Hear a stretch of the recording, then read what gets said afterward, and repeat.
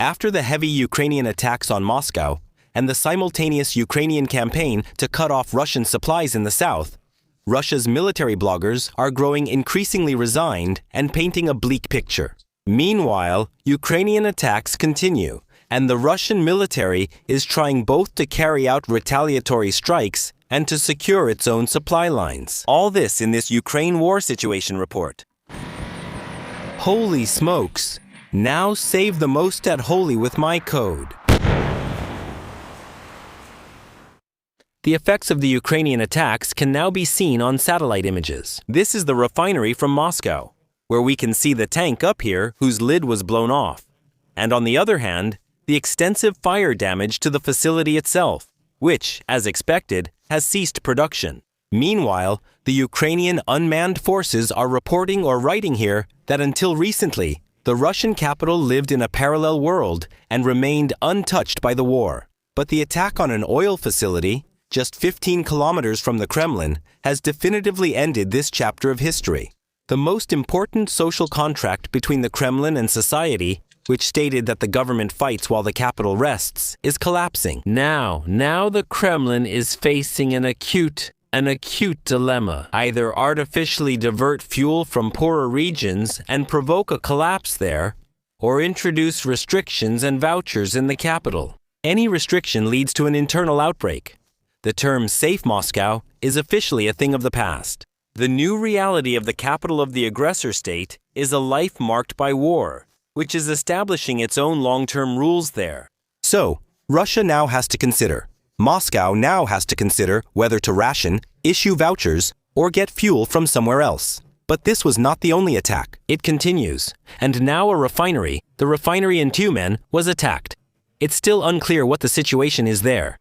There may not have been any damage, but it's remarkable where the attack took place. Because here we have the Russian military blogger Romanov, who also points out that it is 2,000 kilometers away from Ukraine. So now, deep inside Russia, Russian oil infrastructure facilities are already at risk.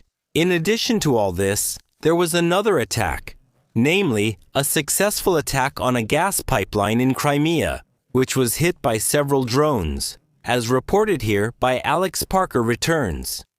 And this is happening while local media are already running headlines questioning whether they are a banana republic because the fuel supply is collapsing so badly.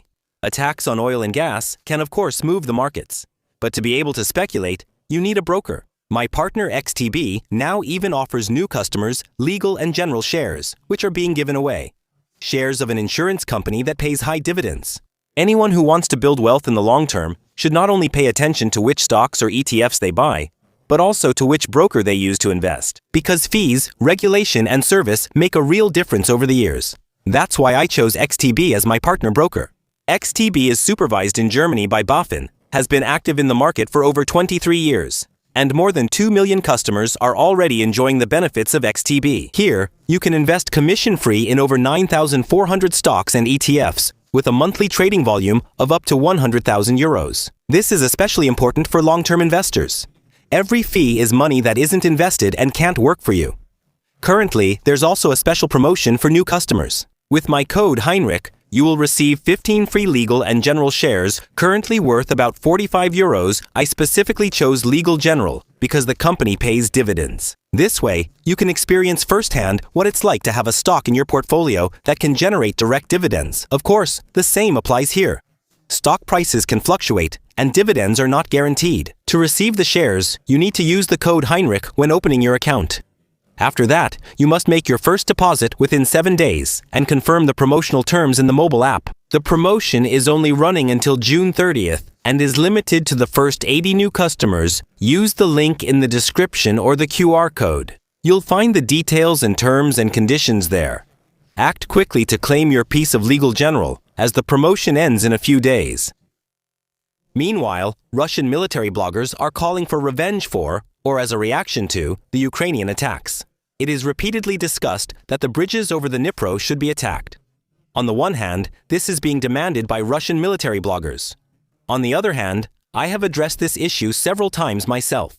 EDA, the older one, is now suggesting, because of the Ukrainian attacks, and especially because of the celebrating Ukrainians, to destroy the dam upstream of Kiev in order to flood the city. Of course, it doesn't need to be explained separately that this would be a war crime. In fact, there has apparently already been the first attack on river crossings. This photo is said to be from today in Zaporizhia, where glide bombs were reportedly used. According to reports, either bridges were hit or the dam located there. Otherwise, however, it is significantly more difficult to attack. And the Russian military blogger, a Russian engineer, addresses this. First, the complete destruction of a bridge is only possible if the pillars are destroyed. Then the restoration times can take more than a year. The destruction of the superstructures is repaired relatively quickly, from a few days to up to 2 months, depending on the repair options, especially if only part of the superstructures has collapsed. Secondly, we have to keep in mind that a complete interruption of logistics is impossible from the outset. Even after a nuclear attack across a water barrier, you can set up a temporary crossing with pontoons or ferries. Therefore, it is almost impossible to interrupt 100% of logistics, unless the level of firepower matches that of the kill zone 10 to 15 kilometers away from the positions of the drone defense systems. My addition here is, of course, you don't have to interrupt 100% of logistics to cause serious damage. That applies in the south of Ukraine in the occupied territories just as much as across the Dnipro. Continuing with the quote, because of the air defense, strikes can only be carried out with glide bombs, which limits the distance to 40 to 50 kilometers from the front. So they can't be used with regular bombers. Like, for example, the US used free-fall bombs against bridges in Iran. Furthermore, the accuracy of such strikes is sufficient for small bridges, but for hitting the pillars of large bridges, GNSS, that is, satellite navigation accuracy, is not sufficient. Almost all bridges over the Dnipro are outside the range of glide bombs. Therefore, the only possible means left are cruise missiles, ballistic missiles, and attack drones. All of them have been tried since 2022. And it turned out that they lack the accuracy for a single hit on a pillar. Therefore, strikes on the superstructures, on the trusses, and on the embankments were quickly repaired by the enemy. And for that, a lot of ammunition was wasted at a high cost. Therefore, reckless strikes were simply stopped because it's pointless. Furthermore, that's why the popular demand to simply destroy all the bridges over the Dnipro might sound cool, but it would consume the entire annual supply of munitions, and the enemy would restore the logistics within a relatively short time. So in that regard, positive news for Ukraine from the Russian blogger, a Russian engineer, who says that effectively, it's not that easy to destroy this. As the means used by Ukraine are expanding, Riba reports that Ukraine is increasingly using drones launched from balloons. Riba here in the article. In the case of the Hornet drone, which has a range of no more than 150 km, the combat range increases to almost 250 km when launched from a balloon, because the drone does not have to use energy for takeoff and gaining altitude, and the balloon itself can fly for up to 36 hours at a distance of up to 1,000 kilometers, which makes it an even greater threat to the deep rear areas in the war. This comes as Britain has also tested another cruise missile, the 250 Ki-1, which carries a 250 kilo warhead and has a range of 500 kilo and reportedly costs only about 500,000 euros per unit. And according to the manufacturer, they are ready to produce 40 per month after just 3 to 4 months, so that's a significant threat. The Russian mill blogger Maxim Kalashnikov writes about this or on the topic. Not a particularly pleasant piece of news. Furthermore, Ukraine has increased the range of the FP-1 flying bomb to 2,700 km thanks to a new fuel tank in the wing. That means it can also strike beyond the Urals. 120 kg of explosives could also hit gas pipeline pumping stations. Igor Girkin, the imprisoned Russian agent who started the war in eastern Ukraine, writes here or reports here. If you look at the production of enemy missiles of the Flamingo type and the claims that they build about 3 missiles per day, their use by the enemy is currently extremely limited. According to various reports, they have fired up to 15 missiles, no more. Where are the remaining missiles? They must have already been stockpiled, maybe even more than 100. maybe even more than 200, that is also completely clear. They are preparing a massive attack. Why they are preparing it, where they will direct it, I do not know yet. However, the attack on Cheboksary shows when the enemy claimed to have fired 6 missiles, and our command stated that 4 of them were shot down. And as a result, 2 missiles reached an important military facility. That we apparently are not able to repel even an attack with relatively old, relatively weak cruise missiles deep within our own territory. What would happen if the enemy fired not 6, but 60 missiles? Well, you can imagine what would happen then and where that attack would be directed. Meanwhile, the fighting and Ukrainian attacks in the southern sector continue. Since May, at least 375 successful attacks on Russian vehicles have been reported at this location. In addition, at least half of these attacks have been identified on the land bridge itself. From the Financial Times article I'm quoting here, Ukraine has not yet achieved full fire control over the highway, said Brovdy, the commander of the Unmanned Systems Forces. However, the average daily traffic on the highway dropped by more than 40% to 6,500 vehicles at the beginning of June compared to the previous month, which is evidence that the attacks have been effective. The authorities installed by Russia have mostly blocked traffic on the highway, except for vehicles transporting essential goods. Without this connection, Crimea has only 2 other access routes, including the 12-mile-long Kerch Bridge to Russia, which Moscow largely no longer uses for transporting fuel by rail. Since the attack in 2022, the road bridges were damaged and a fuel train caught fire. When it comes to fuel transport, rail is far more efficient than road, since a train can carry up to 170 tanker trucks. But the Ukrainian attacks near the Kerch Bridge leave Russia with hardly any choice and force it to restrict passenger and other traffic over the bridge. Also smaller unpaved roads from the occupied regions, Kherson and Zaporizhia, as well as the bridges of Chongar, Armyansk, and Henichesk, which connect the Russian-controlled Ukrainian mainland with Crimea, have also been attacked, said Dmytro Fyatov, the commander of the 1st Assault Regiment on Thursday. So we're talking about the bridges here, and here in this region. There were attacks there. At the same time, mines are also being laid along the southern sector, which are dropped by drones and pose a high risk, especially at night, because drivers obviously can't see them there. Meanwhile, the Russians are showing footage of how they are successfully hunting Hornet drones, which they are now pursuing with their own forces. Here we see a Hornet over this road, which is now being intercepted here. Meanwhile, the situation on the ground was filmed from a Russian vehicle. Here we see how a Hornet narrowly misses a fuel truck, which swerves onto the shoulder to avoid it. Otherwise, the driver's cab would probably have been hit, putting the driver inside at risk. They were narrowly missed here at this spot. The Russian mill blogger Science of Victory, is not particularly convinced by the countermeasures and has a pessimistic outlook. While our media report that we are bravely shooting down drones over Crimea and only debris is falling down, the enemy is preparing for a serious operation.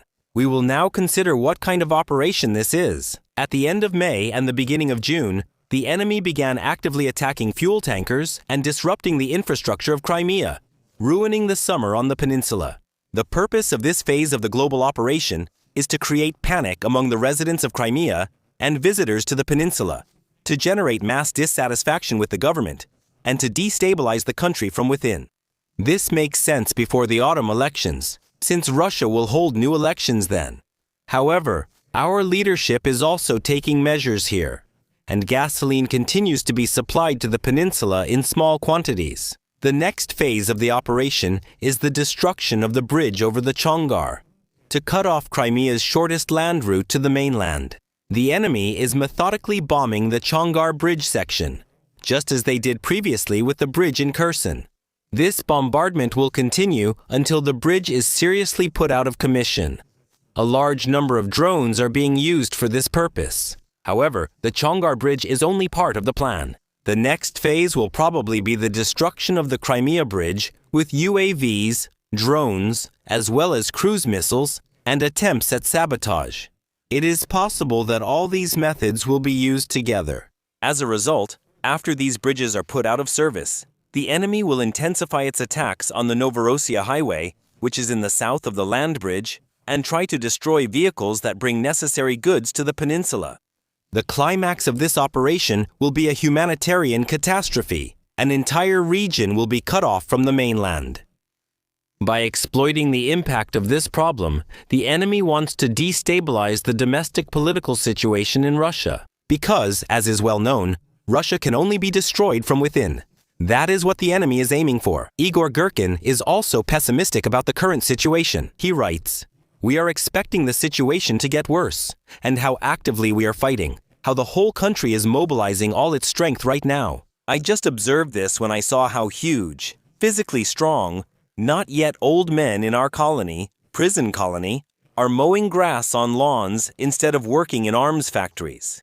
What could have happened if we actually had a state of war and a real war, and not this timid special military operation?" The Russian meal blogger, an officer at the front, says, Offizier an der Front schreibt, "The entire West has turned against us. China is holding back from the Allies, North Korea. We don't care about the rest. They only need cheap resources from us, and they are ready to take the side of the West as long as it benefits them." And here, Putin's words about the cornered rat come to mind. Because the theory is, the cornered rat sounds good. Now Putin will strike back. But the reality is different. There's nothing left. Nothing to strike back with. Everything that could be thrown into the special military operation has already been thrown in. There are two options left: mobilization, a slow suicide, and nuclear weapons, a faster one. Nuclear weapons? China is against it. And the Kremlin and those in the Kremlin cannot ignore its opinion. Mass mobilization? Stalin needed 20 years and an iron system to keep the people in check and to win the Second World War. However, our Kremlin circle lacks time, Bolsheviks, and a system. There are only empty threats and the squealing of a rat. The only problem is that along with the rat, our entire country has also been driven into a corner. And no one knows how Russia can get out of this situation now. And no one cares about the rat. It has long deserved to die. Or as Fighter Bomber wrote, "The clouds are gathering over us, in every sense." Thanks to YouTube and Patreon supporters, especially Lieutenant Colonel Mahamori and Lieutenants Finn, Farbflecktarn, and Jans. Finn, Farbflecktarn, Jans vom Eck, Uwe Dufresne, Nickname to Bib, Carsten Schulz, Tequila 42, Immelkopf, Pate, Floja Capri, Beartainment, Lichtchatter, Anti-X, Malermeister Nagel, Markus F. Alex Rosenthal, Matt Best, Sick Rider, Möter, Janis Gü, Sascha Müller, Cunningham, Eustrich. Thank you. This wouldn't be possible without them.